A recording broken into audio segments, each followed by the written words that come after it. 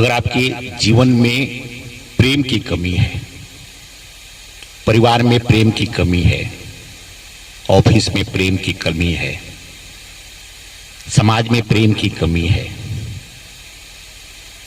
या कुछ आपको अच्छा नहीं लग रहा है, आपके हिसाब से कुछ अच्छा होना चाहिए था जो नहीं हो पा रहा है, इन सब का एक ही कारण है कि आपको आपके जीवन में आनंद की अनुभूति की कमी है। अगर आपके जीवन में आनंद नहीं है तो कोई भी घटना, कोई भी रचना आपको अच्छा नहीं लगेगा।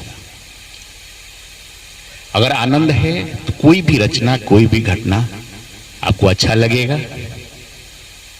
परिवार में प्रेम दिखेगा, वही बीवी, वही बच्चे, वही पड़ोसी, वही सीनियर, वही जूनियर, सब आपके आनंद के स्रोत बन जाएंगे।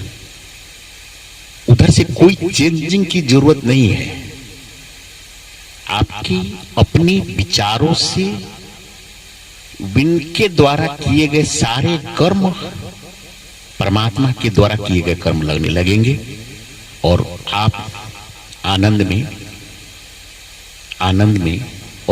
रहने लगेंगे। अगर आप आनंद में हैं तो कुछ भी आपको गलत नहीं लगेगा, या यूं कहूं, अगर आपको कुछ गलत नहीं लगता है तो यह समझिए कि आप आनंद में हैं। नहीं, जो आपका प्रश्न है कि हर वक्त आनंद में कैसे रहे,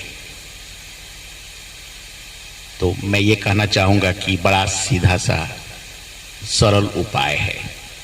पहले आप सोचिए कि आपको आनंद में रहना है। पहले तो ये सोचिए कि आपको आनंद में क्यों रहना है, आप क्यों चाहते हैं कि आप आनंद में रहें। क्योंकि आप चाहते हैं कि आपके हिसाब से ही इस दुनिया में सब कुछ घटना घटे, इस संसार में कोई भी घटना घटे उससे आप अछूते रहे, वह सब आपको परमात्मा के द्वारा की गई घटना लगे। संसार में हर रचना, बीवी हो, बच्चे हो, परिवार हो, समाज हो, कोई भी हो, वह सब आपको अच्छे लगने लगे। किसी भी तरह आपके अंदर कोई दुर्भाव नहीं पैदा हो,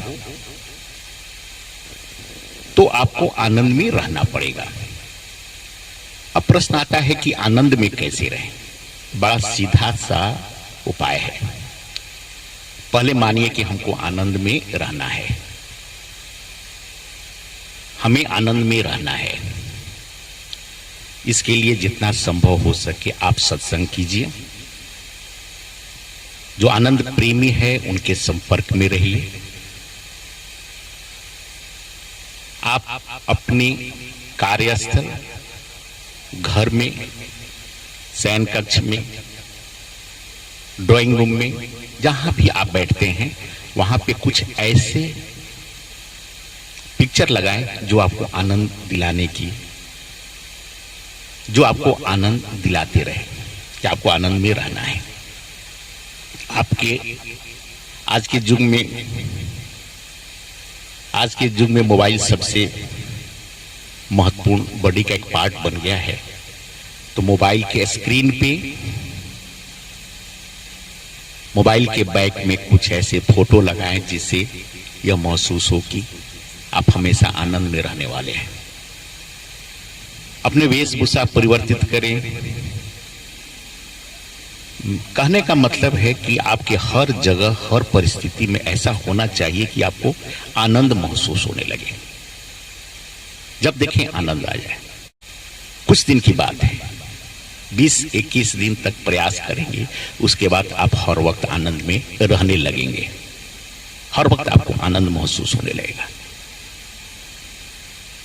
जैसे कुआं अगर पत्थर का बना हुआ हो, चबूतरा उसका, उस पे हम एक रस्सी से भी पानी बार बार खींचते हैं तो उस पे उसका निशान बन जाता है। यह तो मन है, यह तो शरीर है। बार बार आप आनंद के बारे में सोचेंगे तो आप आनंद की अनुभूति करने लगेंगे। जब कोई बैलगाड़ी किसी कच्चे रास्ते से चलता है ना, तो वहां पे एक लीक बन जाती है, एक रास्ता बन जाता है। बार बार चलते चलते वो एक ऐसे रास्ता बनता है कि बैल को दिशा निर्देशन की जरूरत नहीं पड़ती है। बैलगाड़ी चलाने वाला सो भी जाए तो बैल उस गाड़ी को उसी लीक के सहारे चल पड़ता है। कहने का मतलब जो आपके अंदर बैठा हुआ जो है, अगर आनंद के रास्ते पे आप लेकर चलेंगे तो आप महसूस करेंगे कि एक समय ऐसा आ जाएगा कि आपके न चाहने के बाद भी आपकी गाड़ी आनंद के रास्ते पे चलने लगेगी। बड़ा सीधा सरल है, प्रयास ही उपाय है। जो भी जिस उपाय से आप करें, प्रयास करें, मंथन करें, आपको आनंद आएगा। जो आपका प्रश्न है कि आनंद में आने के बाद इंसान की विकास का रास्ता रुक जाता है, देखिए इस पे मैं यह कहना चाहूंगा कि आनंद में रहने वाले के जीवन में कोई परिवर्तन नहीं होता है, न उसकी दुनिया में कोई परिवर्तन होता है। जैसी दुनिया चल रही है उससे चलते रहेगी। जो आनंद में है उसके लिए भी उसी तरह चलता है, जो आनंद में नहीं है उसके लिए भी वैसा ही चलता है। यह तो केवल महसूस करने के लिए होता है। जैसे हम लोग इस पार्क में बैठे हुए हैं, आप इसको देखें, आप 10 लोगों से पूछे कि इसके बारे में 10 लाइन लिखें, तो आपको आश्चर्य होगा कि 10 लोग अलग अलग बातें लिखेंगे। जो जिस प्रकृति का होगा वह उसको लिखेगा। कवि होगा तो कविता के बारे में लिखेगा, अगर प्रेम रस का है तो प्रेम के बारे में लिखेगा, वीर रस है तो वीर के बारे में लिखेगा। अगर कोई बायोलॉजी का स्टूडेंट है तो उसके बारे में लिखेगा, कोई इंजीनियर है तो उसके अपने हिसाब से लिखेगा।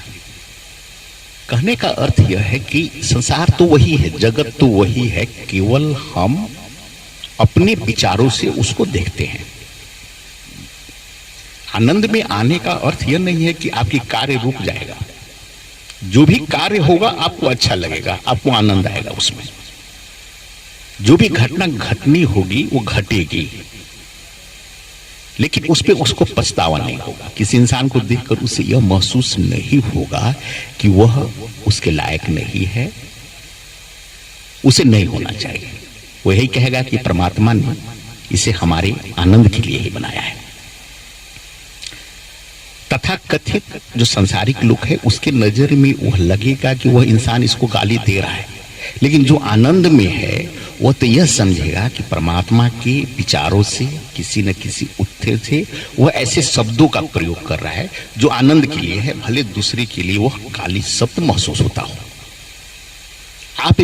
आपके भी सारे कर्मों से हो सकता है कि कोई आहत होता हो, लेकिन आप इतने आनंद में होंगे, सरल में होंगे कि आपको महसूस नहीं होगा। क्योंकि संसार की, इस जगत की ऐसी व्यवस्था है कि दुख का कारण भी हम खुद होते हैं, सुख का कारण भी हम खुद होते हैं। और जब यह समझ में आ जाए कि दुख का भी कारण हम ही है, सुख का भी कारण हम ही है, तो एक समय के बाद यह सुख और दुख से बाहर निकल के आएगा कि आनंद के भी कारण हम ही है। इसीलिए इसकी चिंता करने की जरूरत नहीं है कि आपका विकास हो जाएगा। और एक बात और है कि अगर विकास हो भी जाए, बहुत सारी दुनिया की सारी संपत्ति आपको मिल जाए और आप आनंद में न हो, तो मेरे ख्याल से वो सब कुछ व्यर्थ है। आपका परम लक्ष्य तो आनंद प्राप्त करना ही है। तो फिर इसकी चिंता न करें, आनंद लें और केवल आनंद लें, सत्संग करें और आनंद के बारे में सोचें। हमेशा सोचे, खाते पीते उठते जाते आते जाते कुछ भी करते आनंद के बारे में सोचे।